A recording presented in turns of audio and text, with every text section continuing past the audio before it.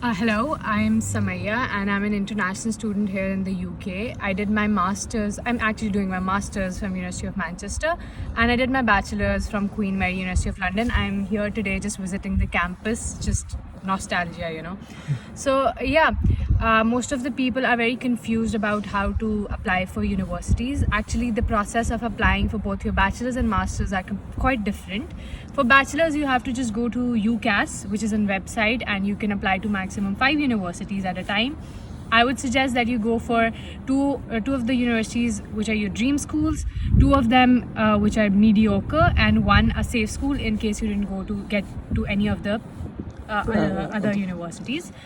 And so you just go to UCAS, you choose the kind of universities, that you choose the kind of course you want to select, and then you need to have your statement of purpose or personal statement, however you like to call it, your letter of recommendations, and your CV obviously, and your grades. I would say that your grades, they do matter, but they don't matter as much as your letter of recommendation and your personal statement or statement of purpose matters, because you have to really convince the university that you're the kind of student they should be investing in, and you should be quite convincing and quite sure about the kind of subject you're going for. And for masters, you have to go to your individual websites of whatever university you want to apply in. For example, if you want to apply at Queen Mary, you just go to Queen Mary's website, you go to the kind of course you want to apply for, you select that course, but again you have to submit your letter of recommendation and your SOP and your CV, your grades, your transcript. And similarly here, you have to be really convincing in your statement of purpose, especially if you're going for a subject that you have never studied before. You need to have some sort of experience or some sort of idea of why you're trying to choose your subject or change your subject. So in the case of bachelor's, obviously you're applying through UCAS. You have the option of only applying to 5 universities, and all of these 5 universities, if I'm not wrong, when I applied in 2016-17, I paid around £25, which is not a lot, it's a good amount. And for masters, you have to go to each individual, there's no minimum or maximum in universities, you can apply to however many universities, unlike bachelor's and masters, but each university is more expensive than UCAS, so it depends on the kind of university you're applying to.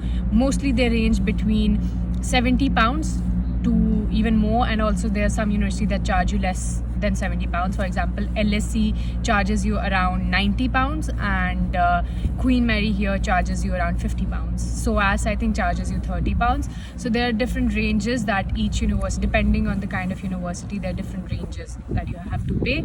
And then apart from letter of recommendation and SOPs, most of the universities here need a language test, IELTS or TOEFL, whichever one is more suitable for you.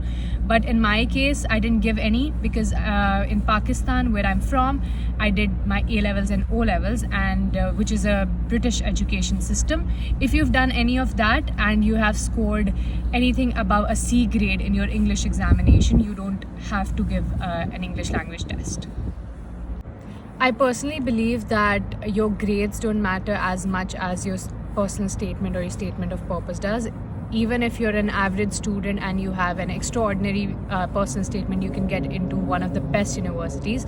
I don't consider myself a very great student. I'm kind of above average, but I managed to get in a university which comes in the world's top 20 universities, and it all depends on the way you write your statement of purpose and how convincing you are in what you're saying.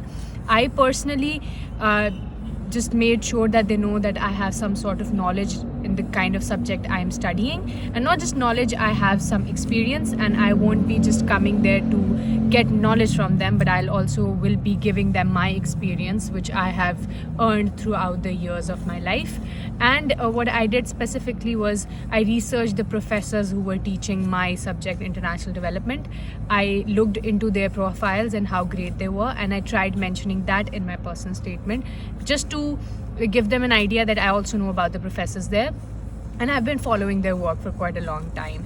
And if you have any further questions about statement of purpose, you can always go to our website and book a free consultation, and we'll be happy to review your personal statement, even guide you and even give you tips which are very in line with the kind of university and specific to the university you're applying for.